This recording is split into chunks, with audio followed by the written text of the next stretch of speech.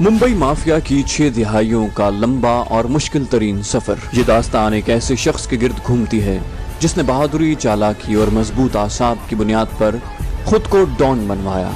कहानी की तरफ बढ़ने से पहले आपसे गुजारिश है कि चैनल को सब्सक्राइब कीजिए और वीडियो को लाइक कीजिए। आइए कहानी की तरफ चलते हैं। साबिर का कत्ल बम्बई पुलिस के रिकॉर्ड की तारीख में भारत में होने वाले खतरनाक तरीन कत्ल के तौर पर दर्ज किया गया। उसे घेर कर कुछ इस अंदाज से मारा गया था कि उसे अपने दिफा का जर्रा बराबर भी मौका न मिला था। कातिलों ने साबिर को मारने के बाद अपनी गाड़ी फौरन ही वहां से भगाई। ये लोग 15 मिनटों के अंदर अंदर जे स्क्वायर पहुंचने के बाद पखमोडिया स्ट्रीट में दाखिल हो गए। रात मुकम्मल तौर पर तारीख थी और जब गाड़ी मुसाफिर खाना के एक फौलादी दरवाजे के सामने आकर रुकी तो दाऊद इब्राहिम की सल्तनत के तमाम मुहाफिज गहरी नींद सो रहे थे। पांचों मुसल्लह अफराद गाड़ी से बाहर निकले और दाऊद इब्राहिम के खास आदमी को कत्ल करने की नीयत से आगे बढ़े। वो कहने लगे आज उसका किस्सा तमाम कर देते हैं। साबिर को कत्ल करने के बाद वो कुछ दलेर और बेपरवाह हो गए थे। उन्होंने फौलादी दरवाजे पर बगैर सोचे समझे अंधाधुंध फायरिंग शुरू कर दी। गोलियों की आवाज ने रात के सन्नाटे में हलचल मचा कर रखती थी। जल्द ही हमलावरों को अंदाजा हुआ कि उन्होंने अपनी बंदूकों में गोलियां खत्म कर डाली हैं और जल्दी जल्दी अपनी बंदूकों में गोलियां भरने लगे। लेकिन इसी अस्ना में मुसाफिर खाना के अंदर से किसी ने उन पर गोलियों की बौछारें कर डाली।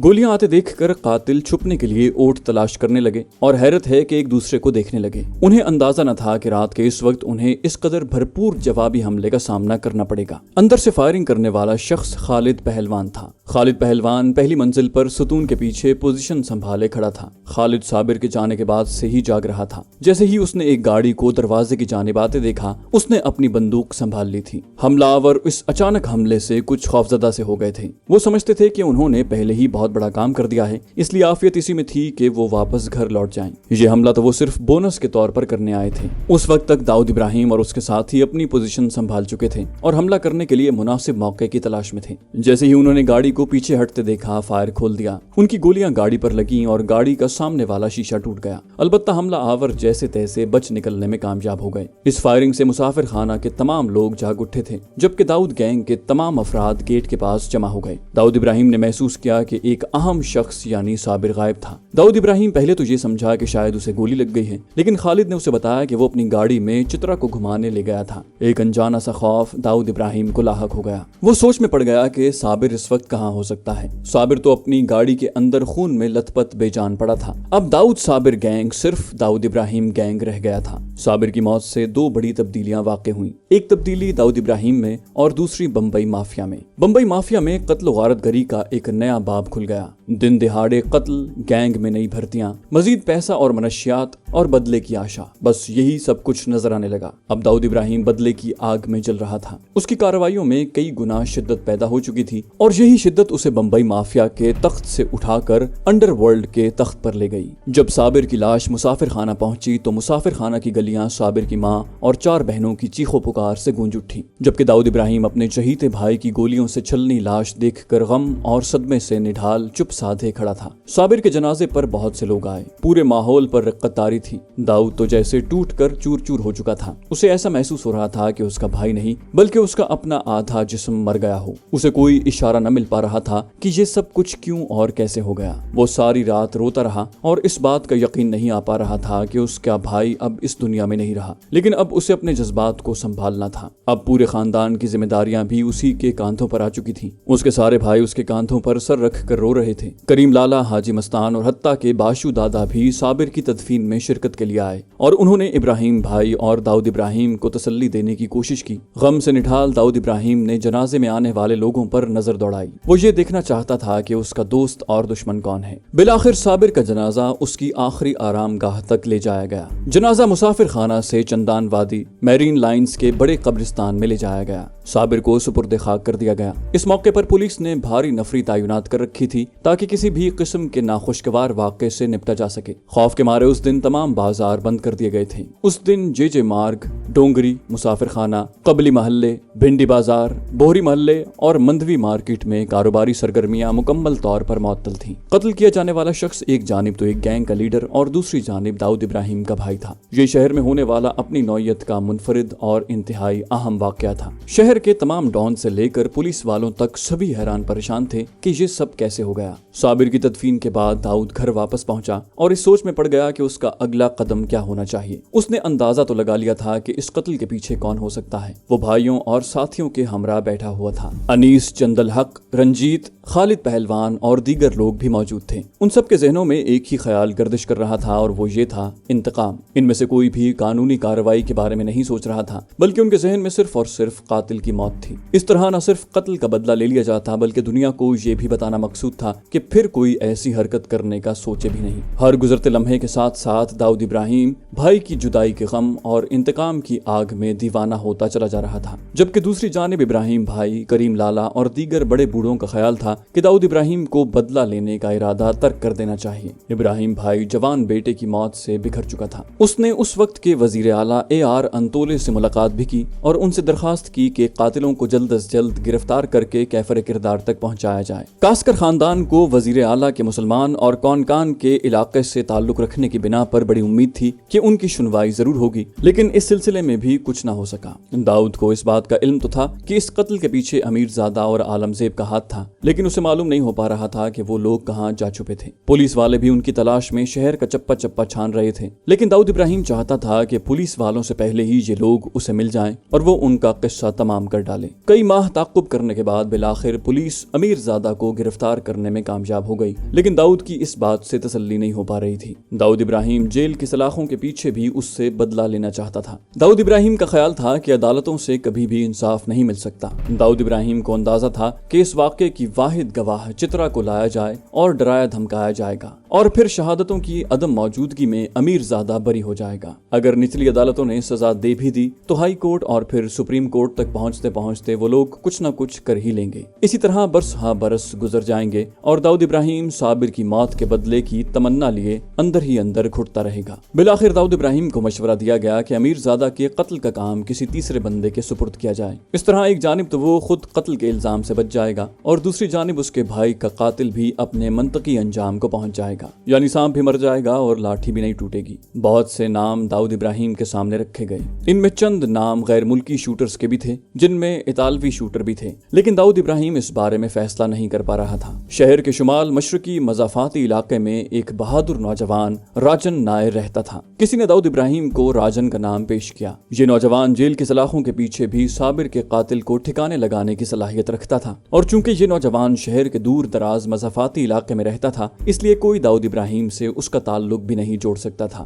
انتہائی سوچ بچار کے بعد داؤد ابراہیم نے راجن سے ملنے کی حامی بھر لی۔ ابھی داؤد ابراہیم اور راجن کی ملاقات ہونے میں کافی وقت تھا کہ اسی دوران ایک اور اہم واقعہ رونما ہوا۔ بمبئی پولیس خطرناک ترین گینگسٹر مانیا کو کئی ماہ سے تلاش کر رہی تھی۔ مانیا نہ صرف صابر کاسکر کے قتل میں ملوث تھا بلکہ اس قتل کا ماسٹر مائنڈ بھی یہی تھا۔ مانیا سروے چلا چلا کر پولیس والوں کو گالیاں دے رہا تھا۔ پولیس انسپکٹر گھور گھور کر اس 37 سالہ نوجوان کو دیکھ رہا تھا جس کی تلاش میں وہ اور اس کا اسکواڈ پچھلے 2 ماہ سے خوار ہو رہے تھے۔ مانیا نے اپنے منہ سے تھوک اور خون پھینکتے ہوئے کہا، غداری کیا میرے ساتھ۔ وہ انسپکٹر ٹمبٹ اور اس کے ساتھیوں پر اپنا غصہ اتار رہا تھا، جو کہ اسے گاڑی میں بڑی تیزی کے ساتھ میونسپل جنرل ہسپتال کی جانب لے جا رہے تھے۔ اپنے اس آخری وقت میں مانیا وہ تمام زہر اگل رہا تھا جو ساری زندگی پولیس والوں کے خلاف اس کے دل میں جمع ہوتا رہا تھا۔ وہ جو ہی کھانسنے لگتا، خون ابل کر اس کے منہ سے باہر آنے لگتا۔ پولیس کی گاڑی سڑکوں پر اپنی پوری رفتار سے رواں دواں اسپتال کی جانب اس مانیا کو بچانے کے لیے دوڑ رہی تھی، جسے کچھ ہی دیر پہلے پولیس والوں نے 6-7 گولیاں ماری تھی۔ بمبئی مافیا کا یہ پہلا شخص تھا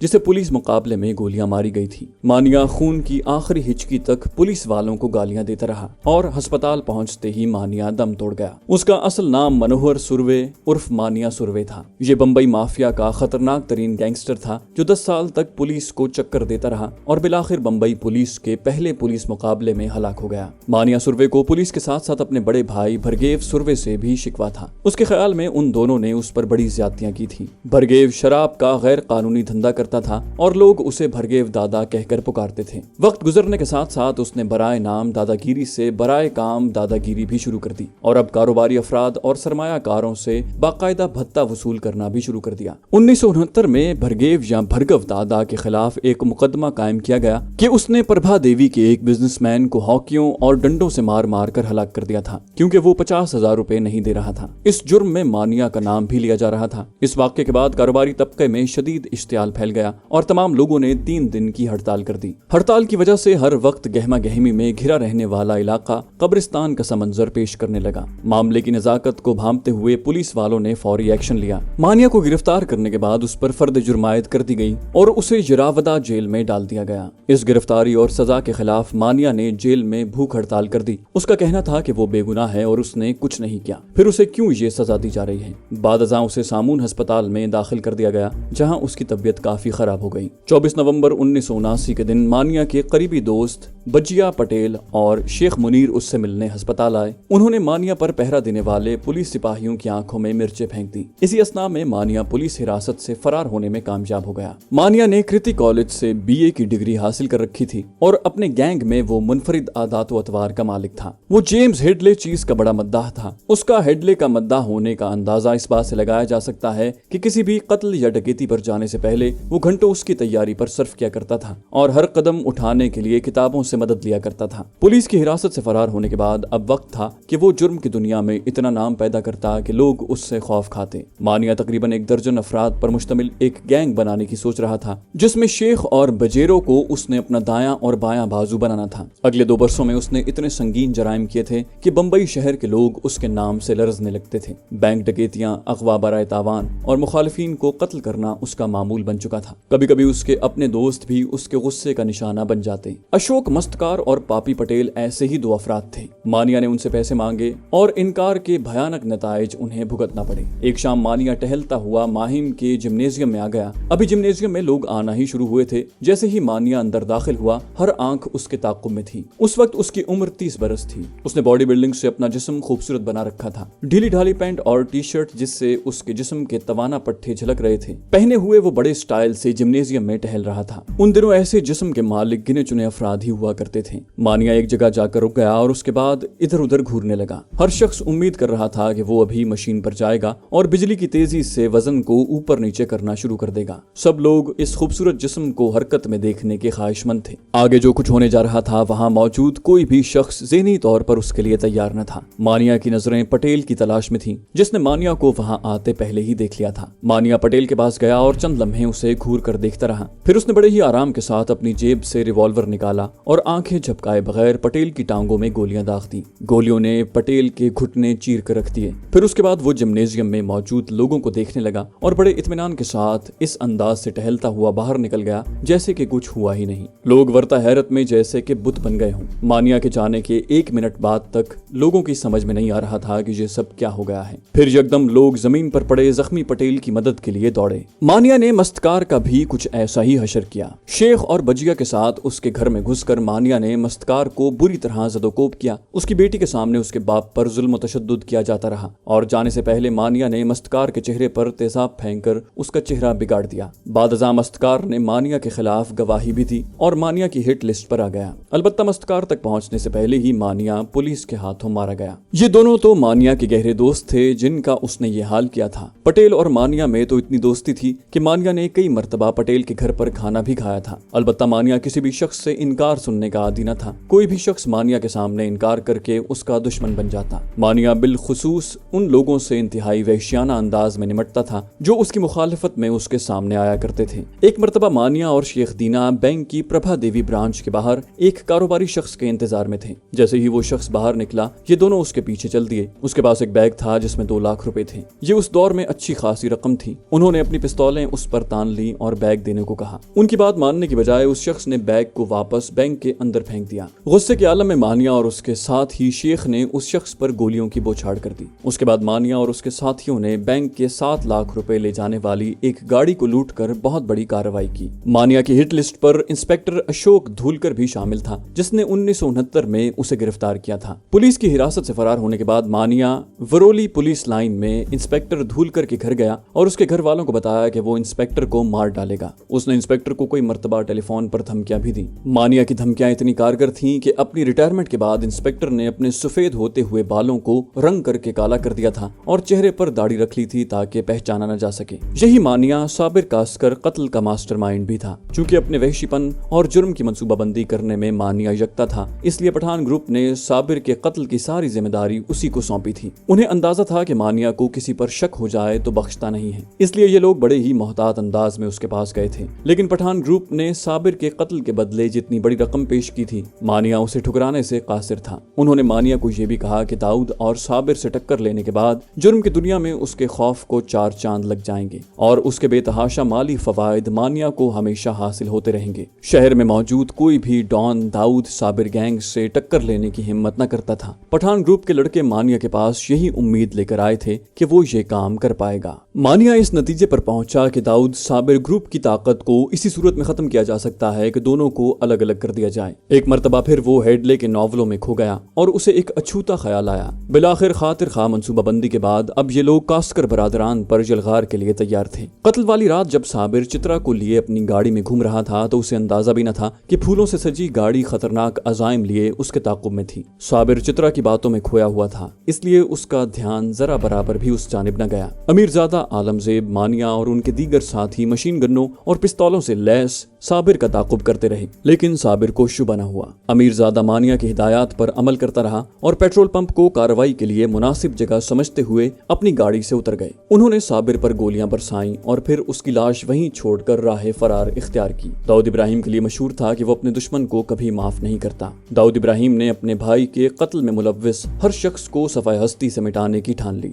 दाऊद इब्राहिम की मानिया से कोई जाती दुश्मनी न थी, इसलिए उसे समझ न आया कि पठान ग्रुप और दाऊद इब्राहिम के दरमियान चलने वाली दुश्मनी में वो क्यों कर कूद पड़ा। लेकिन दाऊद इब्राहिम ने कसम खाई कि मानिया को अपने किए का हिसाब देना होगा। इसी दौरान पुलिस वाले खुद भी मानिया की बढ़ती हुई पुरतशद्दुद कार्रवाइयों से आजिज आ चुके थे। पुलिस कमिश्नर ने 1981 में जुर्म की बढ़ती हुई कार्रवाइयों के पेश नजर एक स्पेशल पुलिस स्क्वाड तश्कील दिया, जिसका काम मानिया को तलाश करना था। इस स्क्वाड में सीनियर पुलिस इंस्पेक्टर इसहाक सिम्पसन, इंस्पेक्टर यशवंत और सब इंस्पेक्टर राजा टिम्बट थे। संजय प्रांदे और इशाक बागवान शामिल थे। इन अफसरान ने हर उस जगह का दौरा किया जहां मानिया जुर्म किया करता था और लोगों से मालूमात इकट्ठी की। उन्हीं लोगों में मस्तकार और पटेल भी शामिल थे। पुलिस इंस्पेक्टर मानिया के जेल के साथियों के पास भी गए और उन्होंने वादा किया कि जैसे ही मानिया के बारे में कुछ पता चलेगा वो पुलिस को जरूर इत्तला करेंगे। पुलिस स्क्वाड ने चंद वकीलों की खिदमात भी हासिल की, जिन्होंने इन मुखबरों को जेल से जमानत पर रिहा करवाया। पुलिस वालों के मुसलसल ताकुब की वजह से मानिया भी हर दम अपने दिफा के लिए तैयार रहता था। दोंबेवाली के रिहायशियों को आज भी याद है कि वो अपने बैग में दस्ती बम लिए यूं घूमता था जैसे लोग चूजे लेकर घूमते हैं। किसी की हिम्मत न थी कि उसके सामने से गुजर जाता। वो जहां भी जाता खुद को पिस्तौल, चाकू, बम और उस वक्त के मुनफरिद हथियार तेजाब से मुसल्लह करके जाता। वो अपनी गिरफ्तारी के सिलसिले में किसी पर भी एतबार न करता था, यहाँ तक कि अपने रात दिन के साथियों शेख और बजिया को भी अपनी हरकत सकनात से लाइल्म रखता। बिलाखिर एक औरत की मोहब्बत ही उसकी कमजोरी साबित हुई। जब पुलिस को 11 जनवरी 1982 को इल्म हुआ कि अंबेडकर कॉलेज वडाला के बाहर से मानिया अपनी गर्लफ्रेंड को लेकर नवी बम्बई जाने वाला है, आनन फानन पुलिस की गाड़ी वहां पहुंच गई। पुलिस वाले यकदम हरकत में आ गए और एक पार्टी को सेक्टर 17 नवी बम्बई भेज दिया गया। ये लोग यहाँ मानिया के मुंतजिर थे कि अगर वो अंबेडकर कॉलेज से बच निकला तो यहाँ धर लेंगे। सब इंस्पेक्टर टिम्बट, बागवान और परांदे, जो के नौजवान थे, जीन्स की पैंटों और टी शर्ट में मलबूस कॉलेज के बाहर तलबा की तरह चक्कर लगाने लगे, जबकि दोनों सीनियर इंस्पेक्टर प्रोफेसर साहिबान के लिबास में मलबूस तमाम मामले पर नजर रखे हुए थे। उन सबके पास पिस्तौलें थीं जो कि उन्होंने मखसूस किताबों में छुपा रखी थीं, जिन्हें अंदर से खाली कर दिया गया था। जब मानिया की गर्लफ्रेंड कॉलेज से बाहर आकर बस स्टॉप पर उसका इंतजार करने लगी तो सब लोग इंतहाई चौकन्ने हो गए। पुलिस के मुखबरों ने इशारे से बता दिया था कि यही लड़की मानिया की गर्लफ्रेंड है। तमाम इंस्पेक्टरों ने उसी लड़की के इर्द गिर्द पोजीशन संभाल ली। तकरीबन 10:45 के करीब मानिया टैक्सी में वहां पहुंचा। टैक्सी बस स्टॉप से होती हुई कुछ दूर जाकर रुकी। अपने लिए बिछाए गए जाल से बेखबर मानिया टैक्सी से उतरा और अपनी गर्लफ्रेंड की तरफ चल दिया। मानिया टिम्बट और कॉलेज के तलबा के सामने से गुजर रहा था। सबसे पहले सब इंस्पेक्टर यशवंत ने मानिया को पहचाना और दीगर अफसरान को मुतनब्बे किया। उन सब ने अपना असलहा तान कर मानिया से कहा, मानिया वहीं रुक जाओ, हम पुलिस वाले हैं। घुर्राते हुए मानिया ने अपनी टी शर्ट के नीचे से माउजर पिस्तौल निकाला और सब इंस्पेक्टर टिम्बट और बागवान पर तान लिया, जो कि बिल्कुल उसके सामने ही खड़े थे। जैसे ही मानिया ने फायर किया, दोनों करीब ही खड़ी गाड़ी की ओट में छुप गए। इसी असना में टिम्बट और बागवान ने मानिया पर 3 गोलियां चलाई। 6 गोलियां भी उस तवाना जिस्म के मालिक को जमीन पर न गिरा सकी। उसके मजबूत पट्टे थे और पुलिस के खिलाफ उसके दिल में भरी नफरत ने अब तक उसे वहां खड़ा रखा था। मानिया ने अपने मोजे से तेजाब की बोतल निकाली, लेकिन उस वक्त तक उस पर काबू पाकर उसे गैर मुसल्लह किया जा चुका था। पुलिस ने पहले ही कॉलेज के बाहर इजाफी गाड़ियां खड़ी कर रखी थी। खून में लथपथ मानिया को एक प्राइवेट कार में डाल दिया गया। कार ने तेजी से अस्पताल का रुख किया। सब इंस्पेक्टर बागवान और टिम्बट को बादशाह बहादुरी के सदारती अवार्ड से भी नवाजा गया। बहरहाल अस्पताल पहुंचते ही मानिया पुलिस वालों को गालियां देते देते इस दुनिया से रुखसत हो गया। मानिया का पुलिस वालों से सिर्फ 2 मरतबा ही सामना हुआ था। एक मरतबा जब वो पहली बार गिरफ्तार हुआ और दूसरी मरतबा अपनी जिंदगी के पहले और आखिरी पुलिस मुकाबले में। मानिया स्पेशल स्क्वाड को भी 3-4 मरतबा धोखा देकर फरार होने में कामयाब हो चुका था। बाद में टिम्बट और बागवान ने एक मुकाबले में मानिया के करीबी साथी शेख को भी मार डाला। इस सारी कहानी में एक बात आज तक राज ही रही कि अपनी हरकतों सकनात इंतहाई खुफिया रखने वाले मानिया के खिलाफ पुलिस को इतनी सही मुखबरी किसने की। चंद लोगों का ख्याल है कि उसकी गर्लफ्रेंड ने ऐसा किया होगा। उस वक्त के अखबारात ने ये खबर भी शाया की थी कि उस रोज मानिया जिस लड़की को कॉलेज के बाहर लेने आया था वो बाजारी लड़की थी, जिसकी खिदमत पुलिस ने मुआवजे पर हासिल की थी और मानिया पुलिस के इस जाल में फंसता चला गया था। उस लड़की को पुलिस ने डराया धमकाया था कि उसे मानिया को अपने जाल में फंसाना होगा। उस लड़की का नाम हमेशा सीग़े राज में ही रखा गया, लेकिन चंद लोग जिनमें पुलिस वाले भी शामिल थे इस बात पर यकीन रखते हैं कि दरअसल दाऊद इब्राहिम ने मानिया पर कड़ी नजर रखी हुई थी और पुलिस को उसकी मुखबरी भी दाऊद इब्राहिम ने ही की थी, क्योंकि दाऊद इब्राहिम पहले भी पुलिस वालों के साथ काम करता रहा था और दोनों एक दूसरे पर एतबार कर सकते थे। तो दोस्तों ये थी हमारी आज की एपिसोड। उम्मीद करते हैं आपको हमारी कहानी पसंद आई होगी। जाने से पहले इस वीडियो को लाइक कीजिए और शेयर करना मत भूलिए। कमेंट करके हमें बताइए कि आपको हमारी वीडियो कैसी लगी, और अगर अभी तक आपने इस चैनल को सब्सक्राइब नहीं किया तो इसे सब्सक्राइब कीजिए और बेल आइकन दबाकर ऑल नोटिफिकेशंस ऑन कर लीजिए।